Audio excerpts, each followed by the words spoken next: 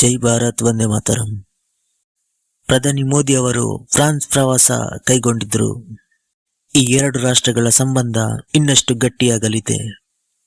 ಭಾರತದ ನಂಬಿಕೆಯ ಮಿತ್ರ ರಾಷ್ಟ್ರಗಳಲ್ಲಿ ಈ ಫ್ರಾನ್ಸ್ ಕೂಡ ಒಂದು. ಈ ಭೇಟಿಯಿಂದಾಗಿ ಎರಡು ರಾಷ್ಟ್ರಗಳಿಗೂ ಲಾಭದಾಯಕವಾಗಿದೆ. ಇವರಿಬ್ಬರ ನಡುವೆ ಕೆಲವೊಂದು ಅಗ್ರಿಮೆಂಟ್ಗಳು ಕೂಡ ನಡೆದಿದೆ. ಮೊದಲು ರಷ್ಯಾದಿಂದ ಹೆಚ್ಚಿನ ವೆಪನ್ಸ್ಗಳನ್ನು ನಾವು ಖರೀದಿ ಮಾಡುತ್ತಿದ್ವಿ. ಆದರೆ ಈಗ ಪ್ರಪಂಚದ ಬೇರೆ ಬೇರೆ ರಾಷ್ಟ್ರಗಳಿಂದ ಅವರ ಬಳಿ ಇರುವ ಯಾವುದು ಬೆಸ್ಟ್ ಅಂತ ಅನಿಸಿಕೊಂಡಿರುವ ವೆಪನ್ಗಳಿದ್ದೆವೋ ಅದನ್ನು ನಾವು ಖರೀದಿ ಮಾಡುತ್ತಿದ್ದೀವಿ.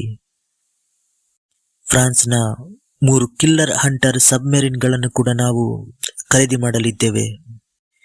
ಇದು ಮೇಕ್ ಇನ್ ಇಂಡಿಯಾ ಯೋಜನೆಯಲ್ಲಿ ಭಾರತದಲ್ಲಿಯೇ ತಯಾರಾಗಲಿದೆ.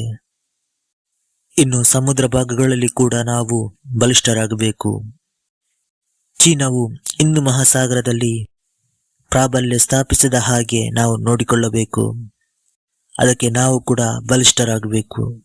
ಇದರಲ್ಲಿ 6 ಸಬ್ಮೆರಿನ್ ಭಾರತ ಈಗಾಗಲೇ ಉಪಯೋಗಿಸುತ್ತಿದೆ. ಇದರ ಜೊತೆಗೆ 3 ಸಬ್ಮೆರಿನ್ಗಳು ಕೂಡ ಸೇರಲಿದೆ. ಇನ್ನು ಎರಡು ರಾಷ್ಟ್ರಗಳ ಮಧ್ಯೆ ಅಣ್ವಸ್ತ್ರಕ್ಕೆ ಸಂಬಂಧಿಸಿದಂತೆ ಸಹಿ ಹಾಕಲಾಗಿದೆ ಅಂತ ಕೂಡಲೂ ಹೇಳಲಾಗುತ್ತಿದೆ. ಇದರಲ್ಲಿ ಕೆಲವೊಂದು ರಿಯಾಕ್ಟರ್ಗಳನ್ನು ಕೂಡ ನಿರ್ಮಾಣಿಸುವುದು ಹಾಗೂ ಅದನ್ನು ನಿರ್ವಹಿಸುವುದು ಕೂಡ. ಈ ಅಣ್ವಸ್ತ್ರಗಳು ವಿದ್ಯುತ್ ಶಕ್ತಿ ಉತ್ಪಾದಿಸಲು ಹಾಗೂ ಇತರ ಕೆಲಸಗಳಿಗೂ ಕೂಡ ತುಂಬಾ ಸಹಾಯವಾಗಲಿದೆ. ಫ್ರಾನ್ಸ್ ಭಾರತದಿಂದ ಈ multi barrel rocket launcher system ಪಿನಾಕನನ್ನು ಕೂಡ ಖರೀದಿಸಲು ಮುಂದಾಗುತ್ತಿದೆ.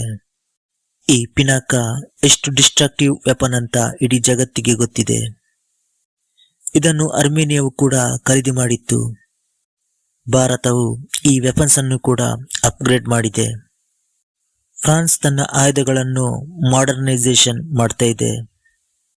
ಅಲ್ಲಿ ಯುದ್ಧದ ವಾತಾವರಣ ಇಲ್ಲದಿದ್ರೂ ಆಯುಧಗಳ ಸಾಮರ್ಥ್ಯವನ್ನು ಹೆಚ್ಚಿಸ್ತಾ ಇದೆ. ರಷ್ಯಾ ಹಾಗೂ ಇಸ್ರೇಲ್ ಭಾರತದ ನಂಬಿಕೆಯ ರಾಷ್ಟ್ರ ಅಂತ ಪರಿಗಣಿಸಲಾಗುತ್ತೆ. ಯಾಕೆಂದ್ರೆ ಅದರ ಬಗ್ಗೆ ನಿಮ್ಗೆ ಇತಿಹಾಸವೂ ಕೂಡ ಗೊತ್ತಿದೆ. ಈ ಫ್ರಾನ್ಸ್ ಕೂಡ ಅದೇ ಲಿಸ್ಟ್ಗೆ ಸೇರುತ್ತೆ. ಯಾಕೆಂದ್ರೆ ಫ್ರಾನ್ಸ್ ಕೂಡ ಭಾರತದ ಪ್ರತಿಯೊಂದು ವಿಚಾರದಲ್ಲೂ ಕೂಡ ಸಪೋರ್ಟ್ ಮಾಡ್ತಾ ಬಂದಿದೆ. ಇನ್ನು ವಿಶ್ವಸಂಸ್ಥೆಯಲ್ಲೂ ಕೂಡ ಭಾರತದ ಪರ ನಿಂತಿದೆ. ಮುಂಚೆಯಲ್ಲ ಭಾರತ ಕೇವಲ ರಷ್ಯಾದಿಂದ ಒಂದು ಹೆಚ್ಚಿನ ಪ್ರಮಾಣದ ಆಯುಧಗಳನ್ನು ಕೂಡ ಖರೀದಿ ಮಾಡುತ್ತಿತ್ತು. ಇನ್ನು ಕೆಲವೊಂದು ವಿಭಾಗಗಳಲ್ಲಿ ರಷ್ಯಾಕ್ಕಿಂತಲೂ ಒಂದು ಸಾಲಿಡ್ ವೆಪನ್ ಬೇರೆ ರಾಷ್ಟ್ರದ ಬಳಿ ಕೂಡ ಇದೆ.